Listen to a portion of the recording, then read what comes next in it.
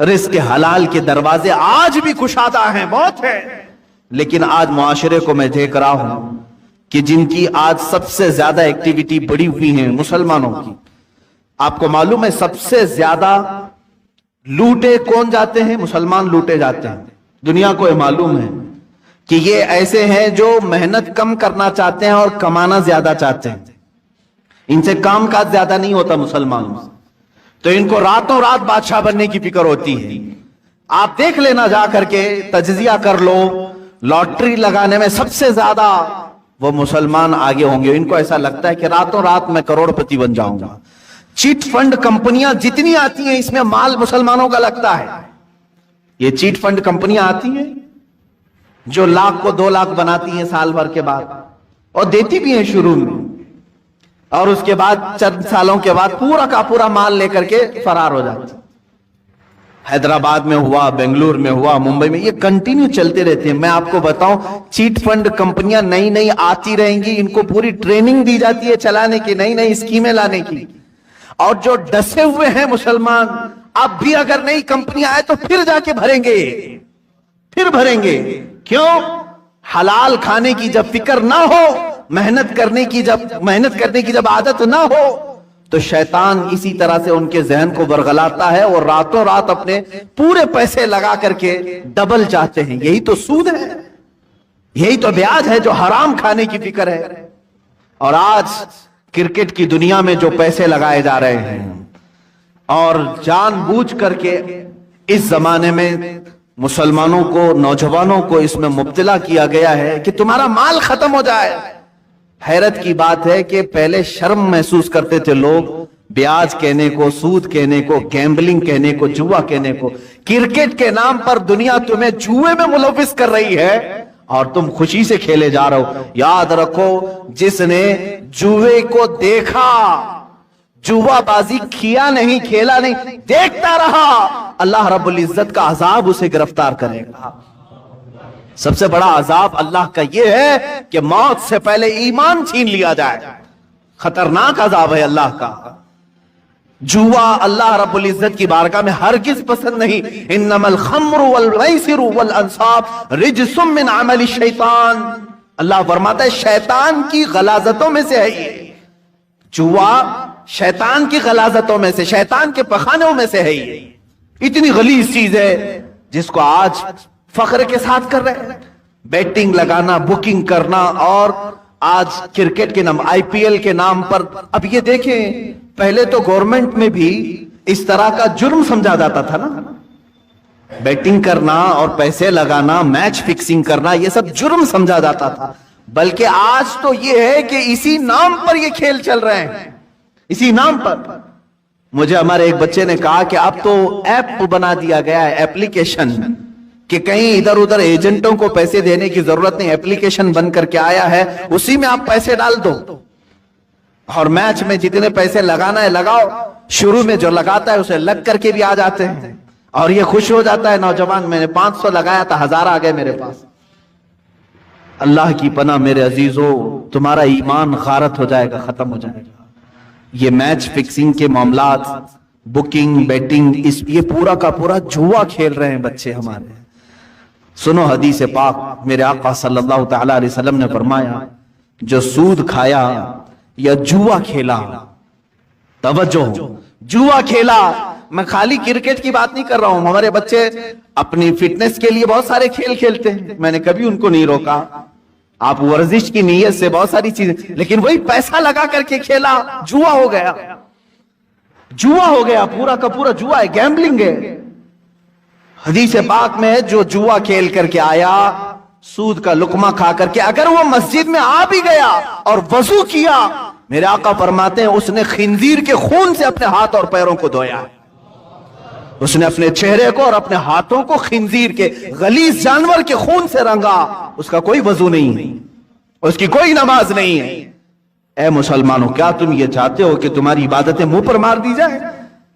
بچوں کو آج مجھے بیدار کرنے کی ضرورت ہے، اس لیے میں نے آج گفتگو کی. اے میرے عزیزو، یہ دنیا جو تماشے دکھا رہی ہے، یہ تماشے ہیں. یہ جو دنیا لہو و لعب کی باتیں کر رہی ہے، قرآن نے بہت پہلے فرما دیا، انما الحیات الدنیا لہو و لعب. दुनिया की पूरी जिंदगी खेल कूद है, तमाशा है। चंद दिनों के बाद वीरानी आ जाएगी, चंद दिनों के बाद सन्नाटा है। बाज बुजुर्गों ने फरमाया पूरी दुनिया की मिसाल स्टेडियम की तरह है, खेल की तरह है। प्लेयर्स आ रहे हैं, लोगों के देखने की भीड़ जमा है, आवाजें हो रही हैं। खेल खत्म हुआ, सारी सीटें खाली, प्लेयर भी चले गए, बचा क्या? खाली ग्राउंड।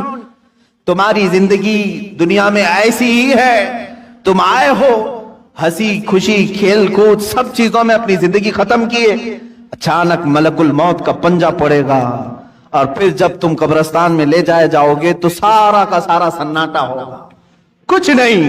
अब दुनिया का शोर शराबा कुछ नहीं, वहां फिर सजा देने वाले फरिश्तों की चिंगार सुनाई दे सकती है। अजीजा ने गिरामी वक़ार, हमारा जब अकीदा आखिरत पर है, आखिरत पर, मुझे एक बड़ी अच्छी बात याद आती है। एक बड़े आलिम दीन थे, उनके मुतालिक मैंने पढ़ा, वो ट्रेन में सफर कर रहे थे, सामान कुछ ज्यादा हो गया था और उसकी फीस भरनी थी, जो पेनल्टी होती है, या तो फिर उसका गवर्नमेंट को भरना था चार्ज।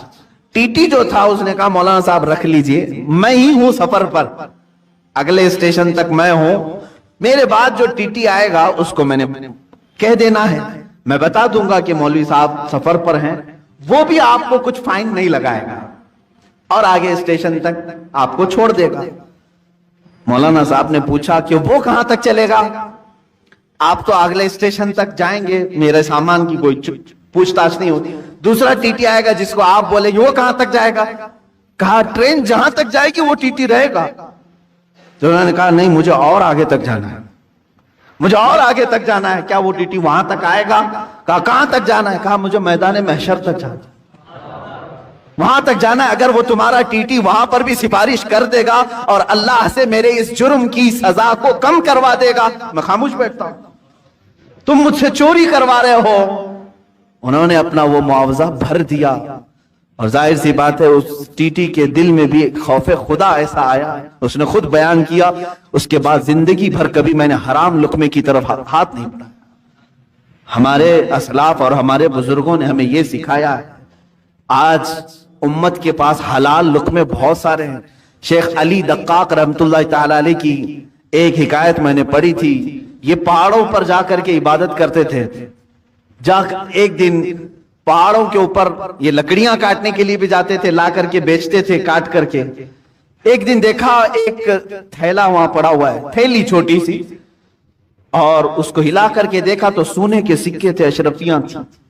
जाहिर सी बात है रास्ते में अगर किसी को सोने की अशरफियां मिल जाएं तो उसके क्या है, वारे नियाज़े हैं। और उन्होंने उठाया, कहा कि दिल तो नहीं चाहता कि इसमें से मैं अपने लिए खाऊं, ये लुक्ता है, लुक्ता के अहकाम अलग हैं शरीयत। उन्होंने कहा मैं ये किसी मुस्तहिक को दे दूंगा। ले लिया, दिल में जरा बराबर खराबी नहीं आई। नीचे आए, पहाड़ से उतर करके देखा एक हबशी गुलाम काला, जिसके होंठ चौड़े थे, माजूर था, हाथ नहीं थे पैर तो थे, माजूर शख्स था, बैठा हुआ था, पसीने में शराबूर था। शेख अली फरमाते मुझे लगा इससे ज्यादा मुस्तहिक कौन होगा, इसके पास खाने पीने की कोई चीज नहीं, कुछ नहीं। आप ले जाकर के वो सोने के सिक्के वाली जो थैली है, अशरफियों की थैली, उस हबशी गुलाम को दे देते हैं, ले तो अपने खर्चे कर, इसमें मजे के साथ जिंदगी गुजार। उस हबशी ने कहा ए अली दक्काक, ले जाओ इसको, जहां से उठाया वहीं रखो, पिछले 1 साल से रोजाना मैं देख रहा हूं, पिछले 1 साल से मैं इसको रोजाना देख रहा हूं, आज तक हाथ नहीं उठाया। मेरे अजीजों, शेख अली दक्काक फरमाते हैं कोई हबशी गुलाम, वो उस जमाने के कुतुब थे जिन्होंने हाथ लगाने को भी मना फरमाया। आज हम उन असलाफ की रोशनियों को भूल करके दुनिया जो हमें है ये करिश्मे दिखा रही है उसके पीछे पड़ गए। मोबाइल एप्लीकेशन में अगर तुम्हें पैसे भरने की बात आ गई, सोचा आसानी से भर दूंगा, कोई नहीं देख रहा है, मैं मैच में बैटिंग लगा दूंगा, किसी एजेंट के पास नहीं गया, इसी एप्लीकेशन में भर दिया, 500 कौन देख रहा है, मेरे अकाउंट से कट गए। याद रखो अल्लाह रब्बुल इज्जत अलीम व खबीर है। ला ताखुदहु सिनतुन वला नौम, जिसके पास तुम्हें फैसला देना है उसे तो ऊँघ भी नहीं आती, नींद भी नहीं आती। हमसे बच लोगे आज, दुनिया से बच लोगे, दोस्तों अहबाब को छुपा करके तुम जुआ खेल लोगे, लेकिन दोस्तों अहबाब तुम्हारा ना फैसला करने वाले हैं, ना तुम्हें सजा व जजा देने वाले हैं। जिसके पास फैसला होना है उसकी तो शान ये है कि उसे ओंग भी नहीं आती, वो गाफिल भी नहीं है किसी चीज से। तुम्हारे हालतें, तुम्हारे दिल की खबरें वो सब जान रहा है। तो याद रखो, जो नौजवान इस आफत और बला में मुलविस हो गए, उनके लिए मैं कहूंगा कि तुम्हारे लिए दर्दनाक अजाब।